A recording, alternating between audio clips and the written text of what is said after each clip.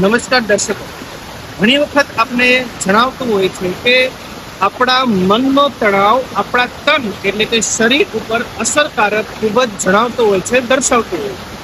સમજવાની ટ્રાય કરીએ આપણે કે જ્યારે જ્યારે આપણે પ્રકૃતિના સ્પર્શમાં આવતા હોય છે, એટલે કે નદી, ઝરણા, વૃક્ષો, જમીન, વાતાવરણ, આના જ્યારે સ્પર્શમાં જ્યારે આવીએ છીએ ત્યારે આપણે ઓટોમેટિક અમુક અંશે તણાવમાં આપણે રાહત મળે છે.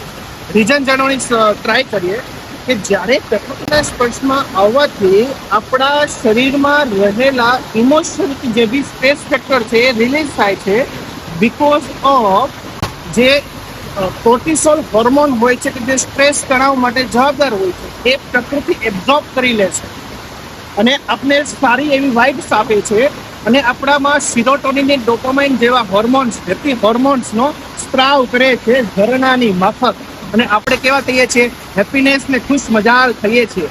તો જ્યારે જ્યારે સેલિબ્રેશન કરવાનું મન થાય, છોકરાનો બર્થડે હોય, હસબન્ડ વાઈફની એનિવર્સરી વગેરે હોય છે, પપ્પા કે મમ્મી કે પેરેન્ટ્સની કંઈ બી નાનું મોટું હોય તો એ આપણે હોટલની બદલે અગર પ્રકૃતિના સ્પર્શમાં કરવામાં આવે તો રોજિંદા જીવનનું સ્ટ્રેસ ફેક્ટર, તણાવ મહદ અંશે ડાઉન થાય છે અને હેપીનેસ આપણા તન, મન અને ધનમાં વધતી જણાય છે. નમસ્કાર.